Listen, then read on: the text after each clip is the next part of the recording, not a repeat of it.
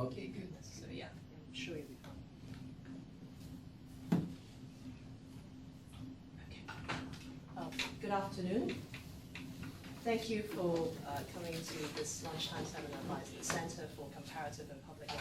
Today we're very honored to have Dr. Antonios Kouroutakis, Assistant Professor from IE University Madrid, to speak to us on sunset clauses in the Brexit process. Sunset clauses are now all over the news because of the Iran deal.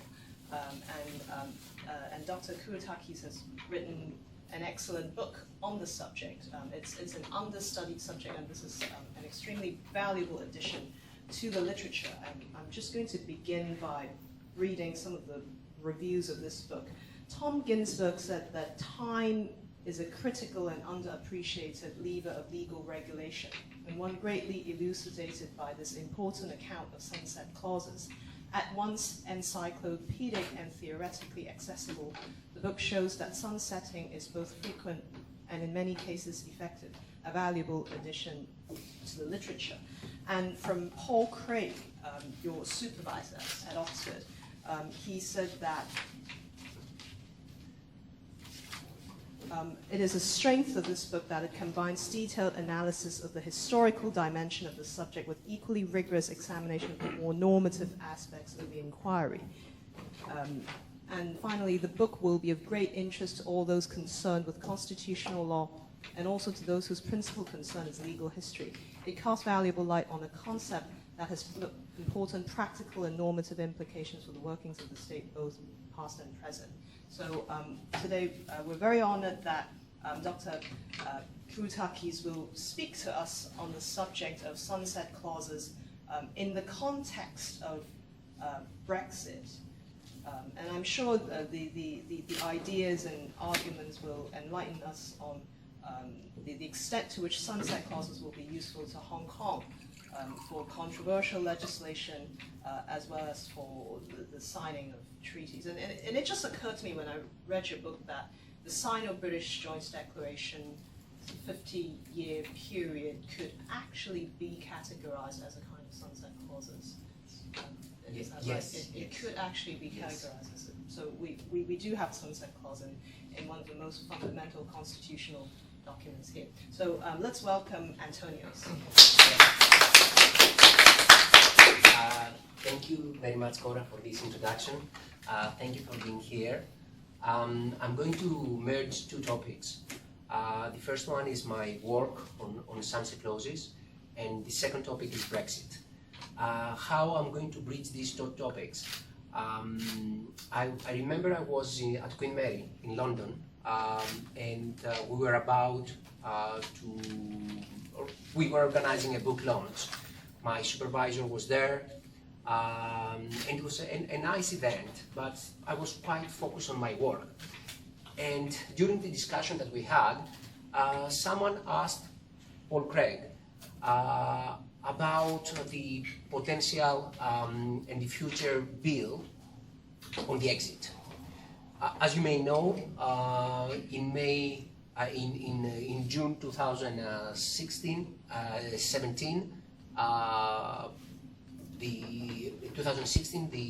the people in Britain, they decided to leave the Union, and right now they have to take a quite heavy task to remove from their statute books every EU-related law. This is a huge burden.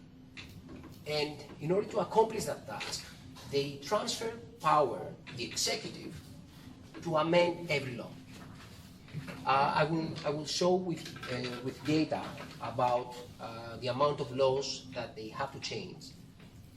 And because this power is really wide, it is subject to sunset clause. So let me start with the book, and then I will come back to that story. So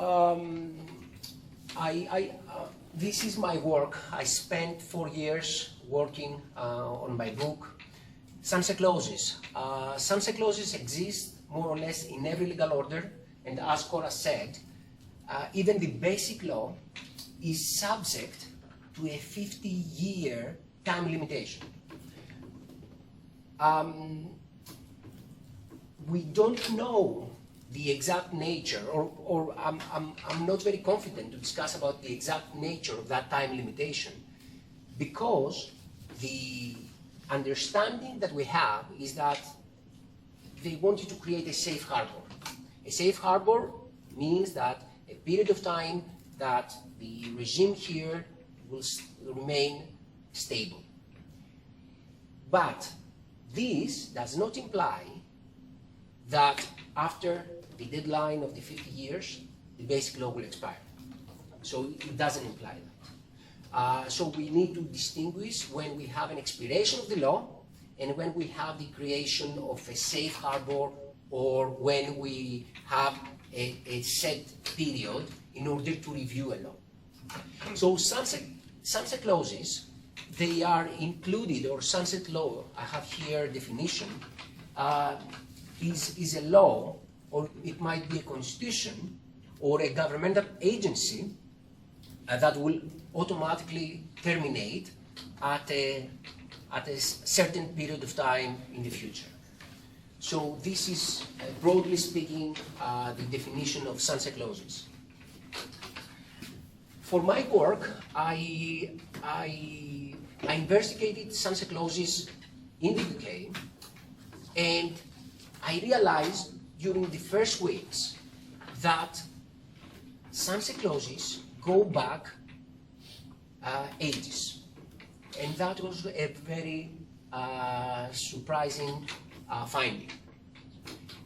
After investigation, I found and I located the first sunset clauses from the period of Edward III.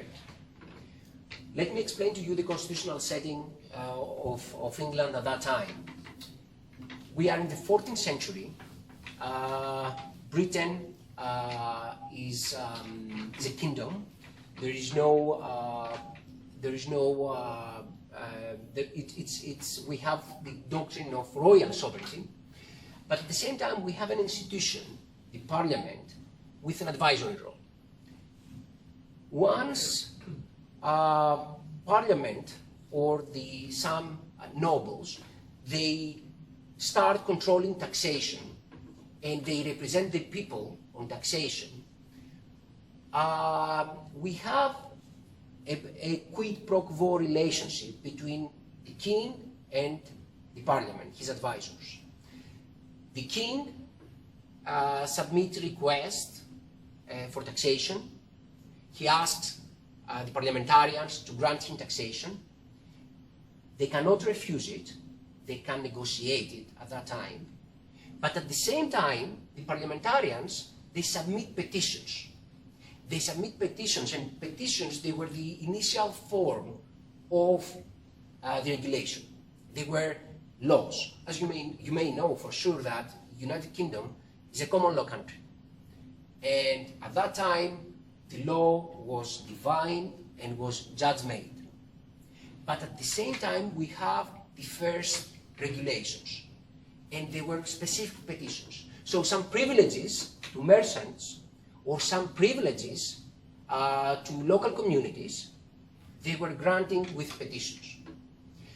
But the king was not willing to accept these petitions forever, for life, because every petition was a privilege for the community. For instance, let's say the merchants, the traders. He was willing to grant that privilege for 3 years, for 4 years. And that was the first use of sunset clauses. The king was using sunset clauses in every petition. He was approving the petitions with a time limitation. When Parliament further developed and the Lords and the Commons, they became a component of the lawmaking process. The lawmaking process was also developed. We have, at the 15th century, we have the 3-reading process of every proposal. Then sunset clauses was used as a bargaining tool between the Lords, the Commons, and the King. we had a proposal. If we didn't have a consensus, then we might have an inclusion of the sunset clause to allow this law to pass, and at the expiration of the law, then it was decided whether they will keep it at the statute book or whether they will let it expire. So this is the second use that we trace of sunset clauses. At the same time, at the historical part, I found out that quite important laws for the UK Constitution were adopted subject to a sunset clause. I have included here some examples. The abolition of the Licensing Act. In reality, the Licensing Act was a limit on the free speech. In order to publish a book, you needed a permission. And this law that was imposing this burden, this process, was subject to a sunset clause. In 1695, the parliamentarians, they let it expire. Also, sunset clause is connected with the Civil War in England. In the 16th century, we have, in the 15th century, we had the Tudor family, Henry VIII. I'm sure that everybody knows Henry VIII. Then we had his daughters, Mary I. Then we had Elizabeth I. Elizabeth I died. She died without any successor for the throne. And the people, the parliamentarians, they brought the next king in line, who was James VI of Scotland. So at the turn of the 16th century to the 17th century, at 1604, James VI of Scotland became James I of England. And we have also the unification of England and Scotland, only regarding the head of state at that time. But James I, when he came to Britain, to England, he had a different understanding about the governance, and he didn't recognize the role of the parliament. As I said, the role of the parliament was established at least in taxation. So James I imposed taxation without the consent from the parliament. And that's why I'm sure that you have heard the quote, "No taxation without representation." It was a quote that was also used during the Civil War, during the American War of Independence. But the first use of that quote was during the Civil War. Again, what happened?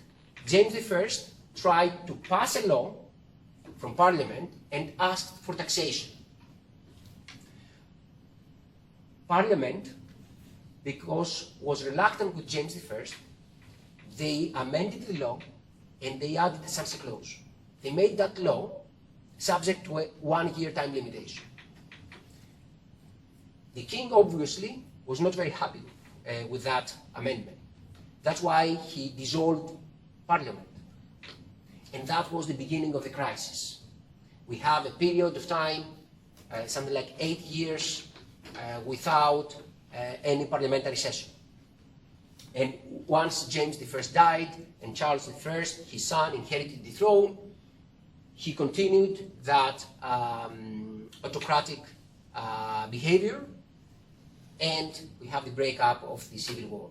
So again, sunset clause was part of that historical moment of England. I'm not going to give more examples because I have many examples of important sunset clauses. I will just mention that during the 20th century, the abolition of the death penalty in the UK took place, and the law was subject to a sunset clause. So they were not certain whether they should abolish the death penalty, because they had the understanding that the death penalty has a deterrence effect, and they abolished the law. They made the law subject to 5 years, and they said, we will measure after 5 years whether we have an impact on criminality. They found out that the death penalty does not work as a deterrent, and this way, in 1965, the death penalty was abolished in the UK. So the historical part concludes with some arguments. It is used as experimental legislation. I have included here the first bankruptcy law, also the first income tax. Both were subject to sunset clauses. It was associated with significant events such as the Civil War. And finally, I argue that under different circumstances or under different structures, on the balance of powers between the king and the parliamentarians, we have a different use of sunset clauses. I will just mention here a quote from Montesquieu, Montesquieu, when he visited when he visited England, and he described the system of governance, and he was inspired by the system of governance in the UK, and he articulated the doctrine of the separation of powers. He said that by the virtue of the legislature, the prince or magistrate enact temporary or perpetual laws. At that time, temporary laws were quite often. And it's not random that Montesquieu, when he describes the system of governance in the UK, he includes temporary and permanent laws.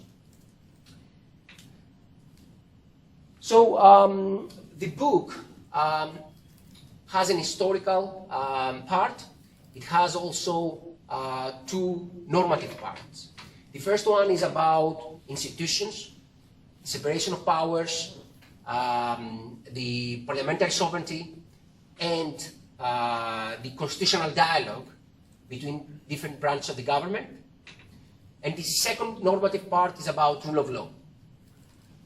About the institutional part, I compare and contrast the use of sunset clauses in two systems, in the presidential system and in the parliamentary system.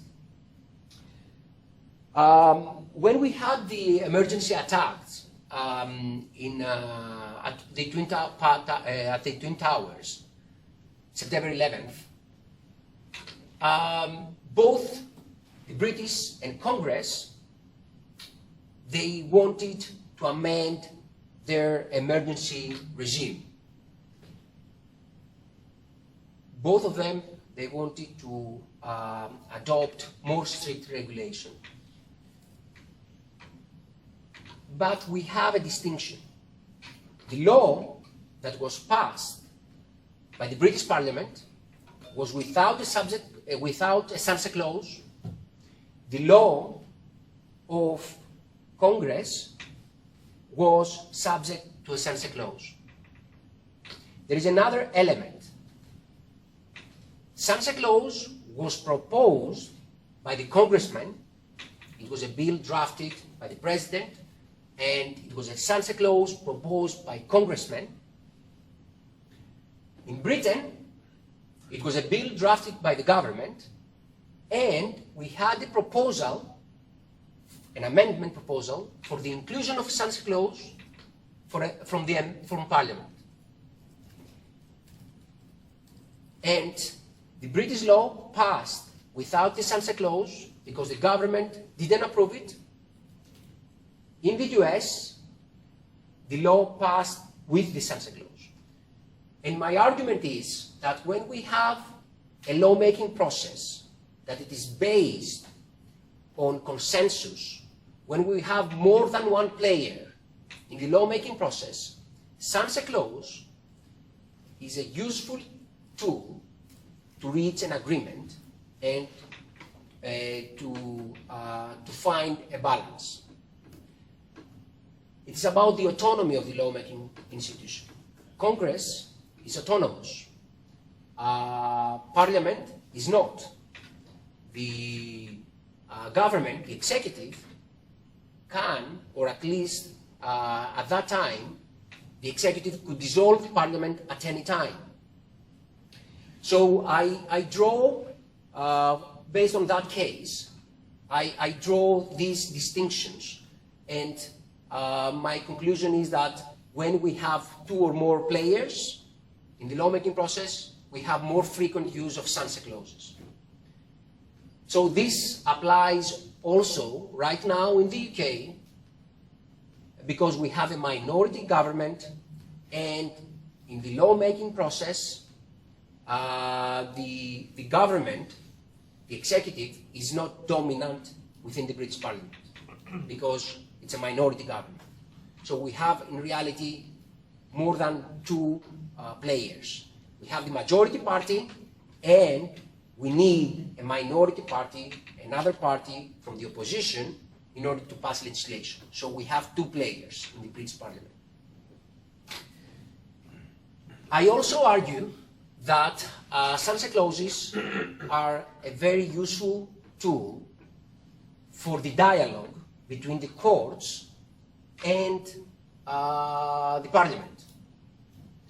In the UK, I'm sure that you know that, but I will repeat it. The courts, they don't have the power to strike down acts of Parliament. After the Human Rights Act, they have the power to declare a law incompatible to the Human Rights Act. So once they do that, and they did it for the first time in 2005, the political branches of the government, they adopted a law subject to a sunset clause. Let me give you the facts. After again the terrorist attack and the threats that we had in the UK from Al Qaeda, we had the terrorist bombing in London. The British Parliament passed a draconian law according to which suspects for terrorism who were immigrants, they were subject to indefinite detention. The government had the power to detain them without a limit. No habeas corpus for these people. That law was challenged. And the House of Lords at that time found that that law was incompatible. It was discriminatory. It was unnecessary because there was no emergency at that time. And they declared the law, the indefinite detention measure, as incompatible. Then the British Parliament had to react.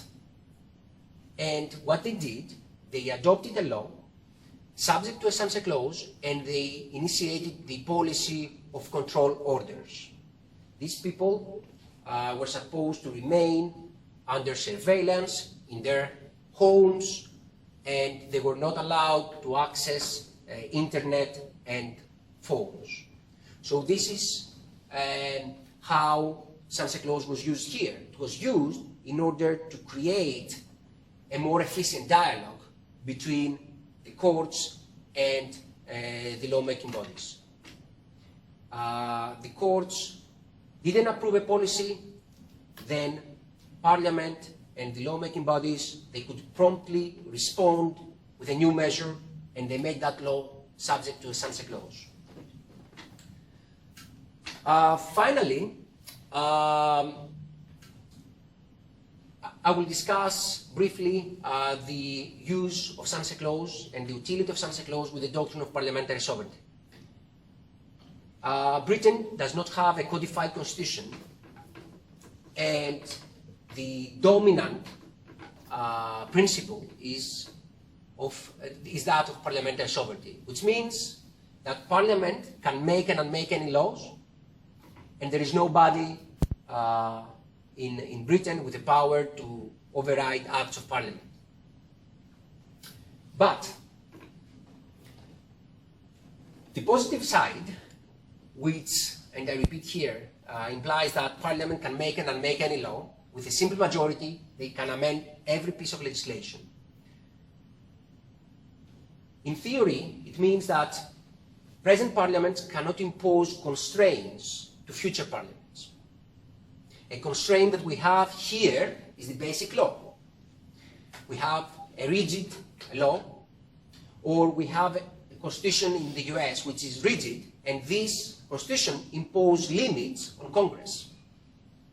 Congress can pass its laws as long as they respect the constitution. Here, the lawmaking body can pass its laws as long as they do not violate the basic law. In the UK, there is no a central document to limit the power of the Parliament. But I argue that by including such a clause in a law, the present Parliament interferes with the legislative agenda of future parliaments. This is a bit more technical. I'm happy to discuss that in more detail during the discussion. Finally, about rule of law and sunset clauses, yes, the use of sunset clauses when they limit rights and constitutional guarantees is problematic, without doubt. At the same time, we have seen that there is a positive side for the use of sunset clauses when their use allows and creates room for experimental legislation, when such provisions they are used in the constitutional design. I will give you the example of the interim constitution of South Africa, and I will finish with the example of the affirmative action. We can adopt laws like affirmative action policies, and these laws can be subject to sunset clause until we heal the pragmatic inequality. Let me explain to you affirmative action policies, because I'm not sure that everybody controls the topic. We have the guarantee of equality, but in reality, in practice, we might have a discrimination, or we might have a disparity between men and women in the US, between white and African Americans. In order to heal this inequality, law is not enough. We have to make an extra step. And the extra step is to introduce quotas, for instance, to impose quotas in order to impose equality. This is the affirmative action policy. This is an aspect of affirmative action policy. In the UK, the law on the affirmative action about the equality between men and women is subject to a sunset clause, and it's set to expire in 1925. At the same time, the last time that an affirmative action policy for education was tested before the US Supreme Court, Justice O'Connor has said that this law shall be temporary. For the time being, there is inequality, we recognize that, but in the future, that law will not be necessary, and that's what, and then we will sunset it. So, having said that, I will move to Brexit. And Brexit, I have included here the picture of Theresa May, and she is also she's wearing the clothes of Henry VIII. In legal terms, when we use the term Henry VIII, we imply a clause, the Henry VIII clause. In the system of Britain, the lawmakers, they can delegate lawmaking powers to the executive.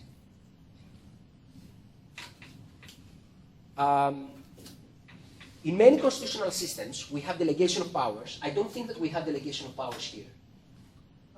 We don't have, the executive can make delegated legislation, but I don't think we have an overarching clause that says the executive. Well, I mean, like. Well, because but in particular instances, lawmakers can delegate power. Yes, yes. Okay. Because I want to ask you about deference there.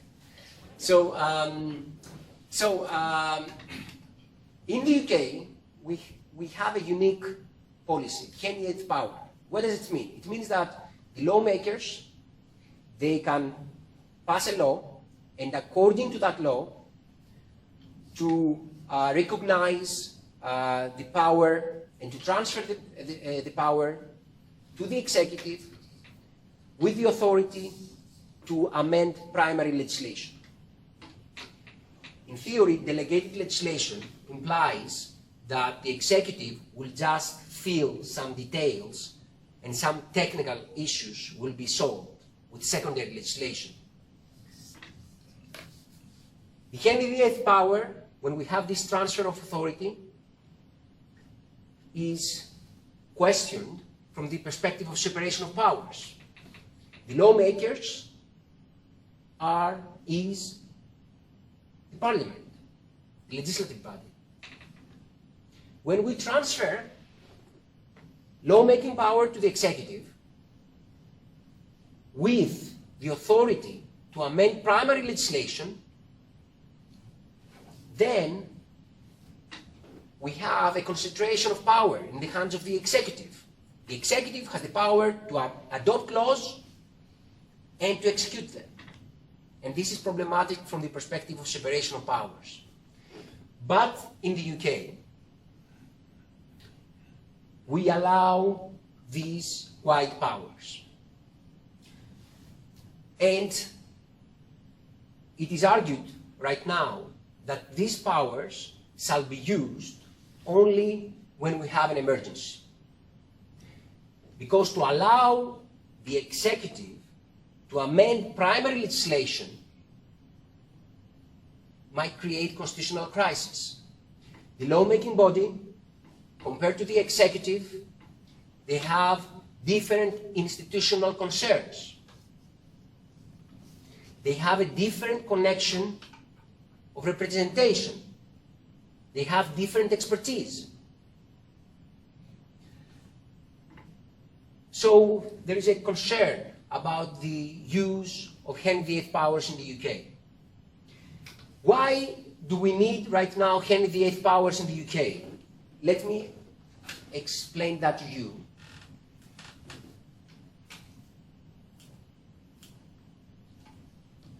So between 1993 and 2004, we have 231 Acts of Parliament out of 945,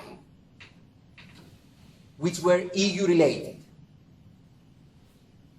At the same time, we have 4,000 statutory instruments, secondary laws, out of 33,000 that they were EU-related. All these laws, they must change within a year, because EU decided to leave from the European Union. We have also a sunset clause there, a 2-year sunset clause, and the British Parliament must remove every EU-related law from the statute books. We have reference to EU law. We have reference to EU institutions. At the same time, let me give you another number, is that we need something like 800 to 1,000 laws in order to replace all these EU-related laws, according to an estimate of the British Parliament.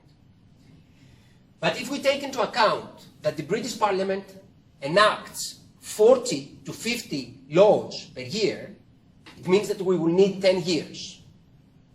What is the simplest way to do it? With Henry VIII powers. Parliament will transfer that authority to the executive, and the executive will remove and will clear the statute books.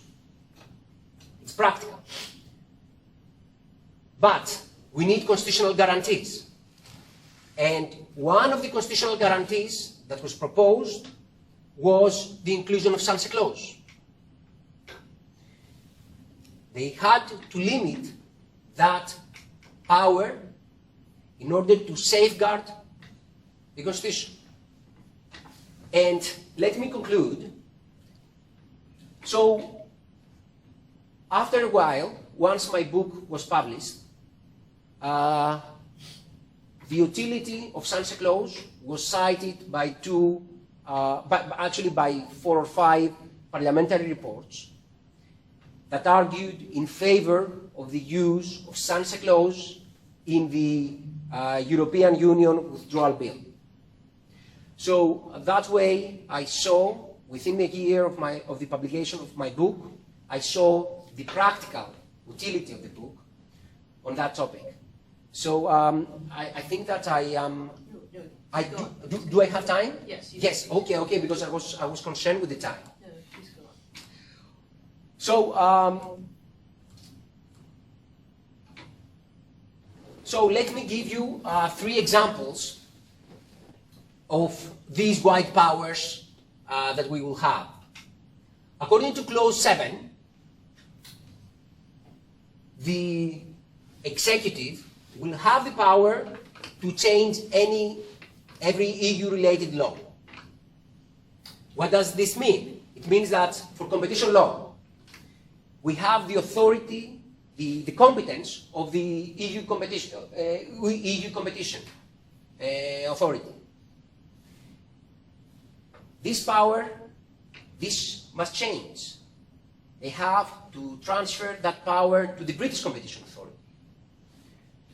We have the role of European agencies on transport, on the environment.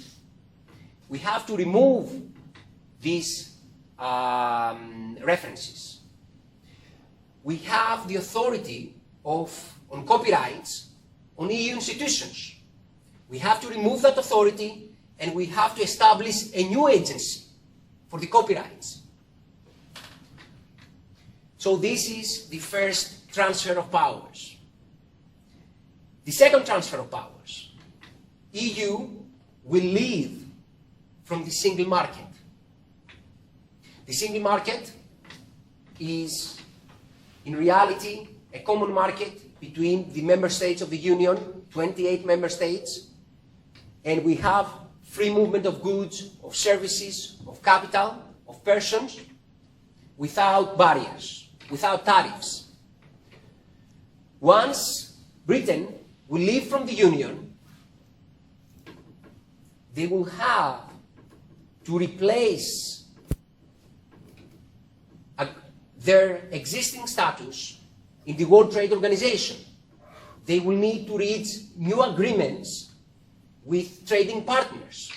Right now, they fall within the agreements of the EU. We have a special agreement between EU and Canada with a favorable regime. This will not apply anymore for the UK. So the UK and the British Parliament might adopt new laws that will recognize international treaties. Again, we have a transfer of powers. They grant this authority to the executive to comply with international obligations. This is a second power.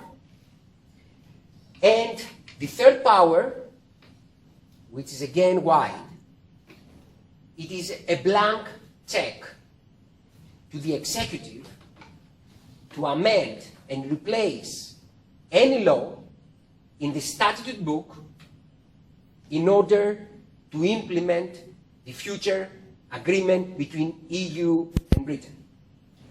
Let me explain. Once Britain decided to leave from the Union and they triggered Article 50, we have an initiation of a 2-year period, and during that period, they have to strike a future agreement about the future relationship. Yes, they will not be member of the common market. They will not be member of the EU. They will not participate in the EU institutions. But they might want a future relationship with the EU.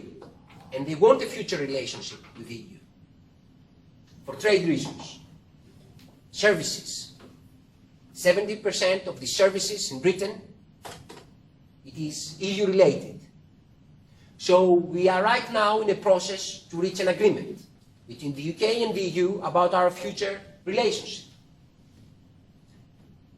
So we don't know the outcome of that agreement, but we have some problems there.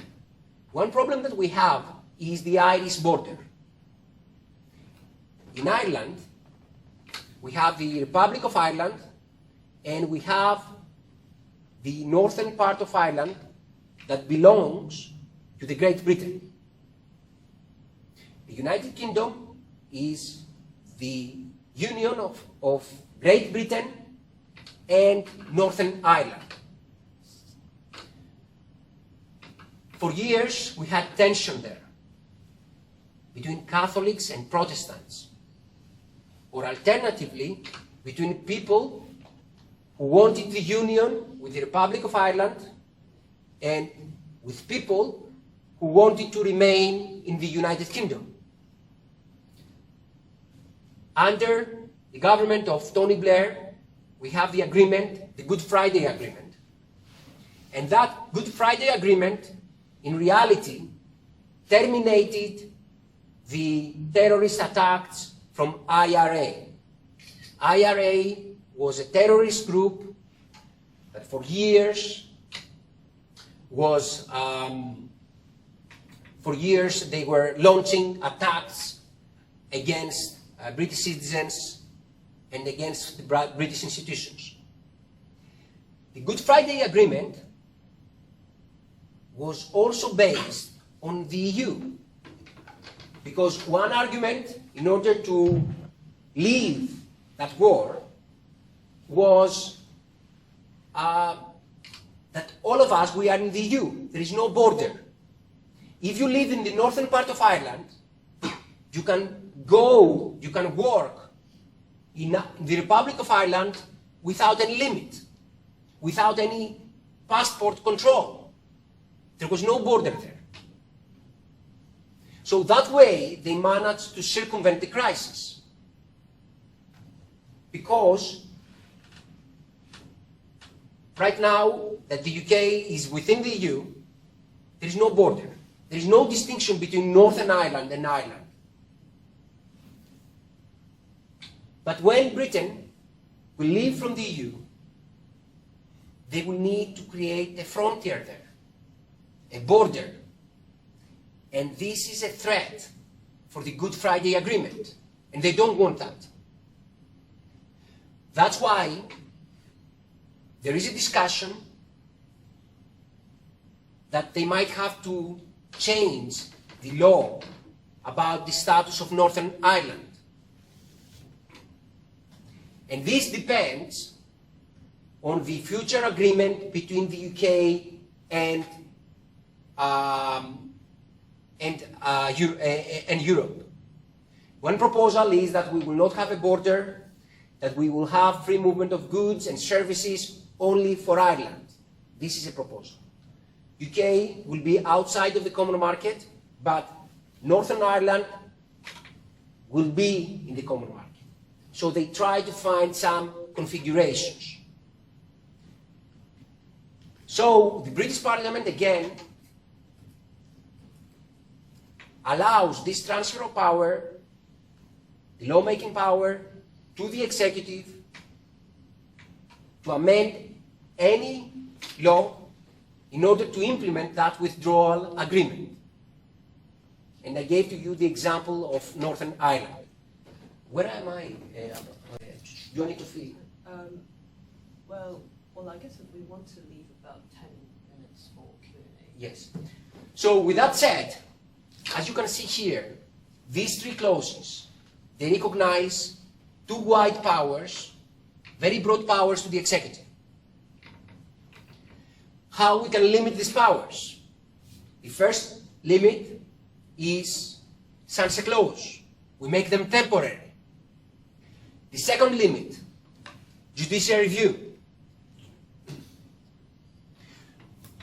With that said, thank you very much.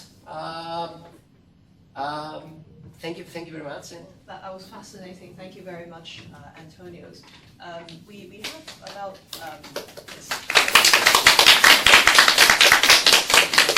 we have about 10 minutes for question and answer. But before that, just a clarification in case I missed it. We don't have Henry VIII powers in Hong Kong. When I said that we could delegate powers to the executive for lawmaking, I was referring to subsidiary legislation. So we don't. So correct me if I'm wrong. So the legislature in Hong Kong is unable to delegate lawmaking powers in relation to primary legislation to the executive. The only exception to the legislature in Hong Kong passing primary legislation would be in relation to laws that the NPCSC, the Chinese government, wanted to apply to Hong Kong. So they could add these laws to Annex 3 of the Basic Law, and these laws could then be implemented in Hong Kong by way of promulgation by the executive, or by way of local legislation. So there's a route of applying legislation from China without going through the Hong Kong legislation. Yeah. Interesting. Yeah. So no in short, no equivalent of Henry VIII powers in Hong Kong. Any questions for Antonios? I want to ask for the clause 7, 8, and 9 of the EU withdrawal bill. Are they, after the executive has made some new laws to implement them, are they subject to further possible parliamentary amendment or supervision in this aspect? Yes, I have included here a slide. Okay. It's about the legislative oversight. We have three processes for the oversight. Some secondary legislation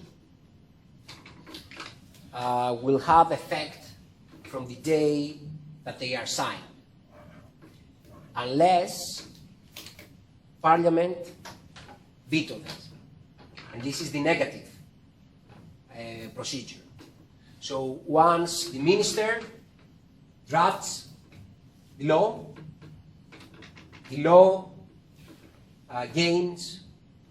has legal force, and then the British Parliament has a time limit to block that law. This is the negative process. We have also the affirmative process. And the affirmative process is the following. We have a law. That law is drafted by the ministers. It is tabled before Parliament, and the Parliament has to approve it. So this is the affirmative process. But it will be up to the executive to decide whether they want to use negative vetting or... The law has a limit. So, for instance, for the creation of new agencies, of new institutions, the affirmative process is mandatory. And that's But the ministers, they have the power to decide about that. okay. This might create a constitutional crisis. Right. But, you know, the law has some directives, which group of laws will be subject to the affirmative, which laws will be subject to the negative process. It has, at the appendix, it has instructions. But then they are subject to interpretation. And they might be subject to judicial review. The issue with the oversight from Parliament is that the last time that the House of Commons didn't approve a law that was subject to the affirmative procedure was in 1978. About the Lords, it was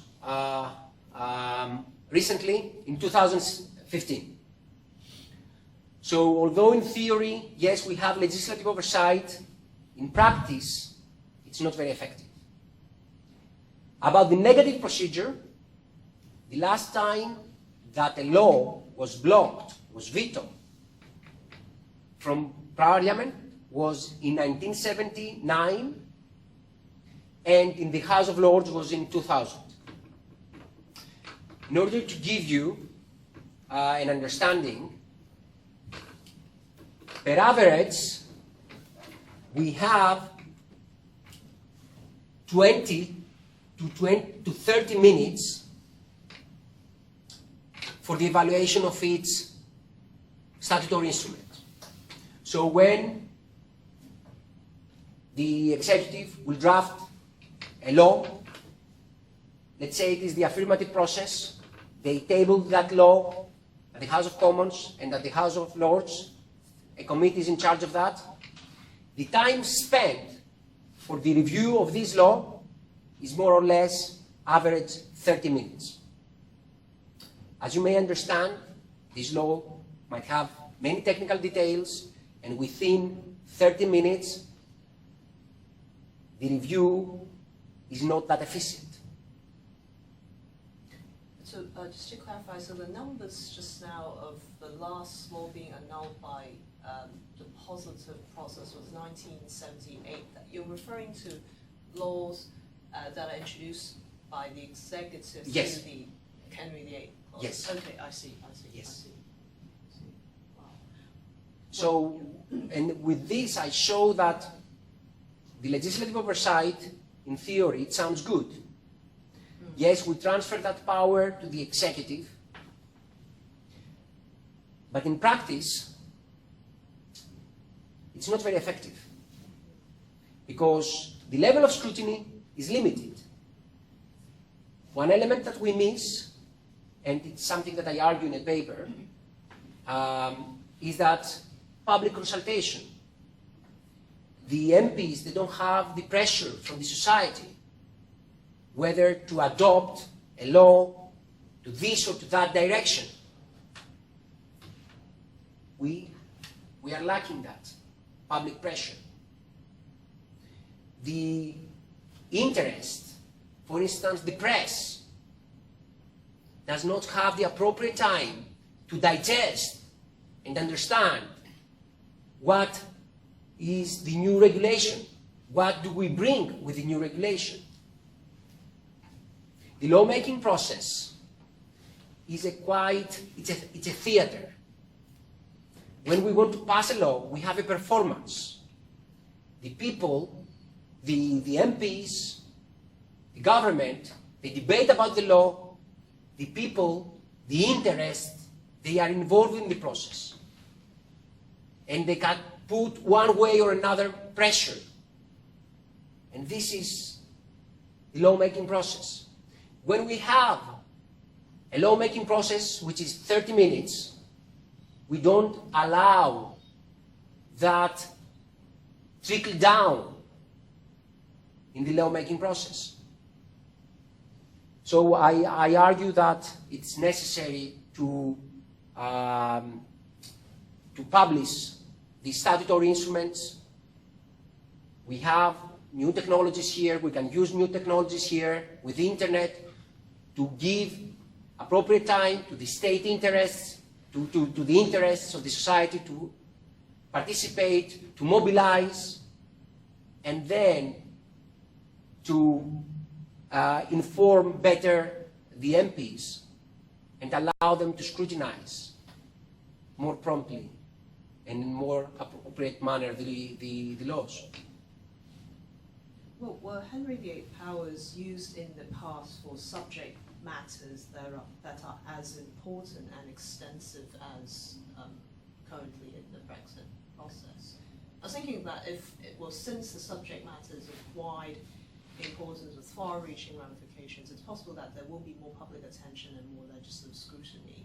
So the numbers that you showed before might not materialize.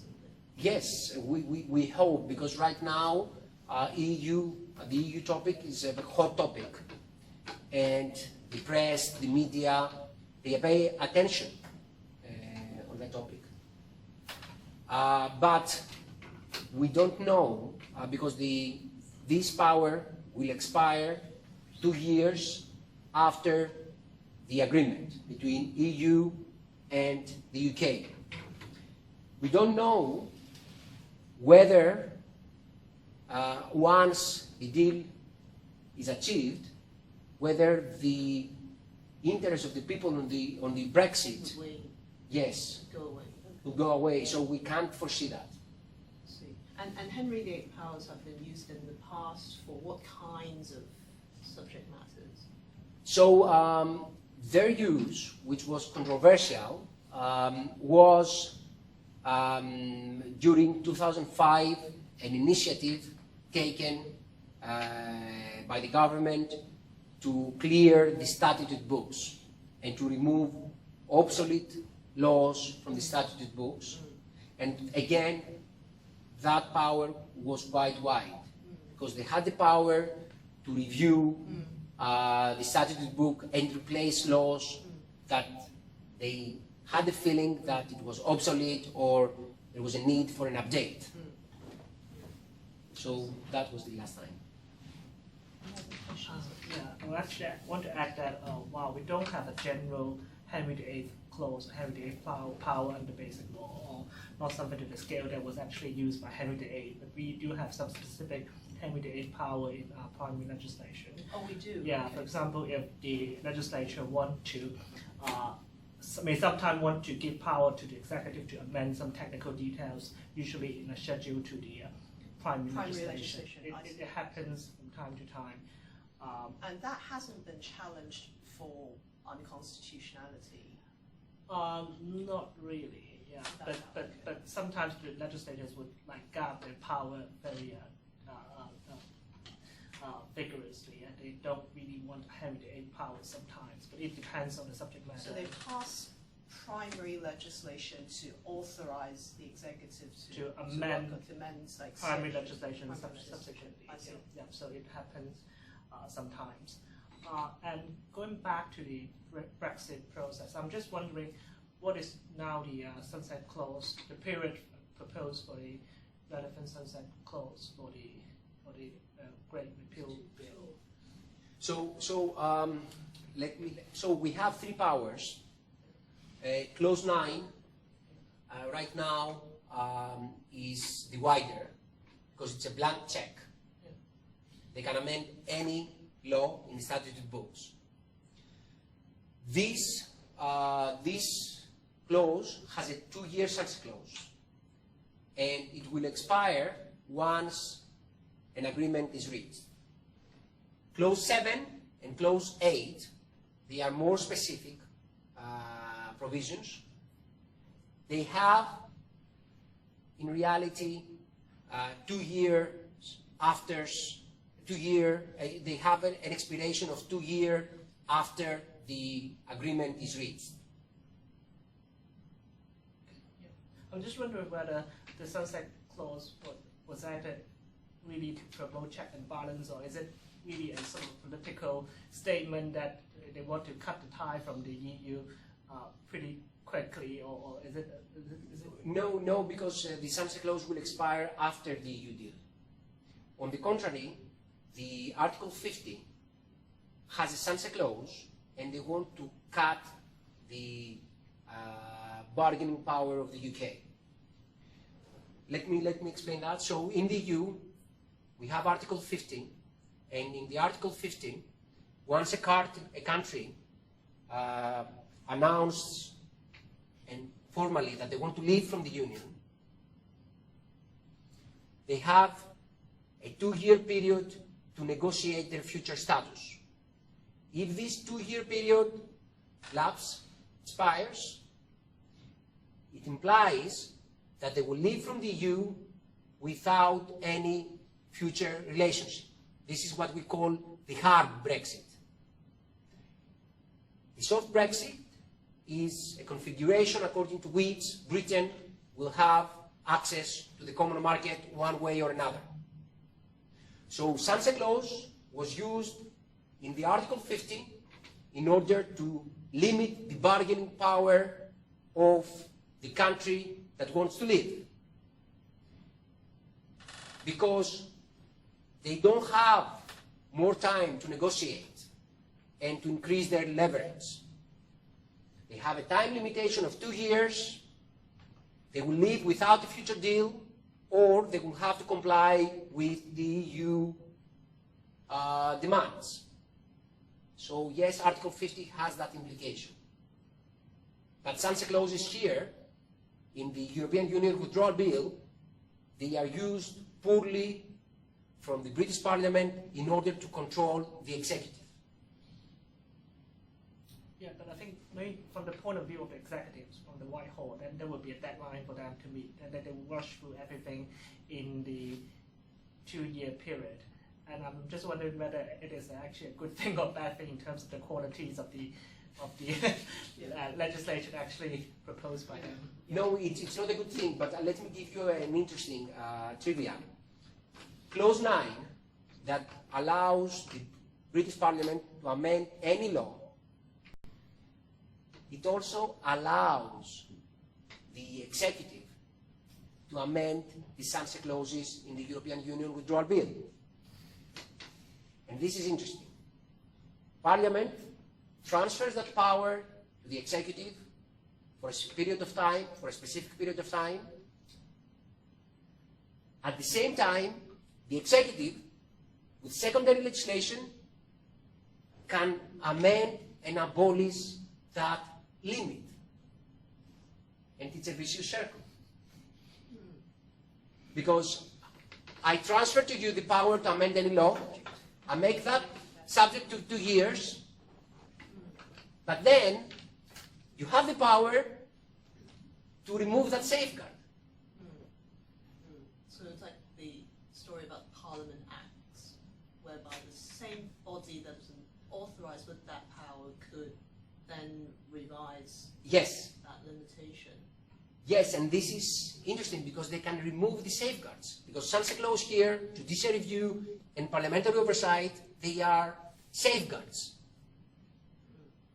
But clause 9 is very wide, that allows the executive to amend the sunset clause safeguard. Can't that bill, the withdrawal bill itself, be singled out as not included in? Yes, yes, but they didn't, and we submitted a report to the British Parliament. The British Parliament has a very interesting lawmaking process. When a bill is at the reading process, they invite call for evidence, and they ask for experts to submit reports. So I submitted a report, and I highlighted that problem, that legally speaking, the power is very wide, because they can amend the European Union Withdrawal Bill. The only exception is that they cannot amend the Human Rights Act. The only exception, the only explicit exception. They cannot amend the Human Rights Act. Apart from that, they can amend every law. And they argued that it doesn't make sense to allow the executive to amend the European Union Withdrawal Bill, and in particular the sunset clauses, because sunset clause is placed as a safeguard. And that report was cited by the House of Lords Constitutional Committee about the European Union Withdrawal Bill. So yes, it's a very interesting lawmaking process, and we hope that the Lords, they are at the 3rd reading. They were at the 3rd reading. I need to check that. We hope that they will remove clause 9. We feel that clause 9 is unnecessary. It grants very wide powers. Once they strike the deal, let them bring another law and let them discuss that law within Parliament. So this is what we foresee. Yeah, well, but just following up on the question that you just brought up, it came to me when you were putting forward your normative argument of the desirability of sunset clauses, that sunset clauses would only be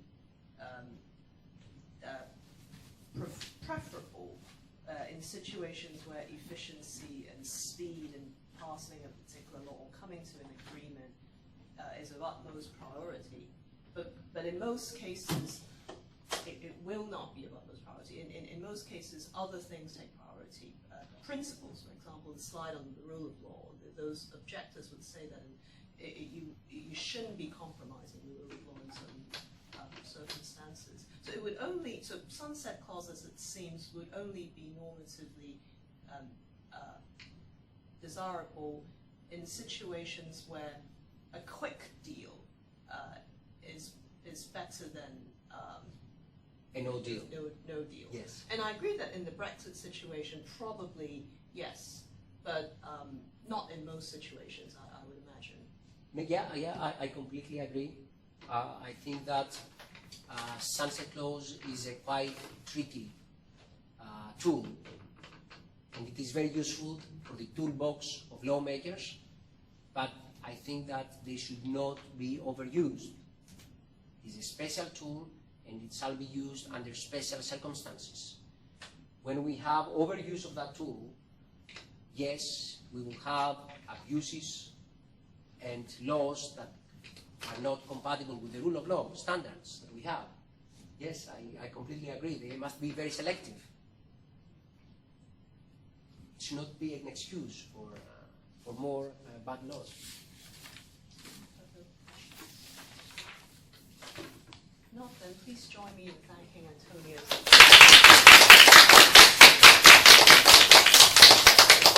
And thank you very much for your participation, for educating us on subjects that we're not familiar with. Thank you. Thank you. Look forward to seeing you again in future talks. Thank you very much. Well, thank you. Yes. So I'm not aware of all the intricacies of Brexit negotiations. And I mean, I'm sure that everybody is concerned about the Brexit process. There's so much talk. Yes. So yeah, it's too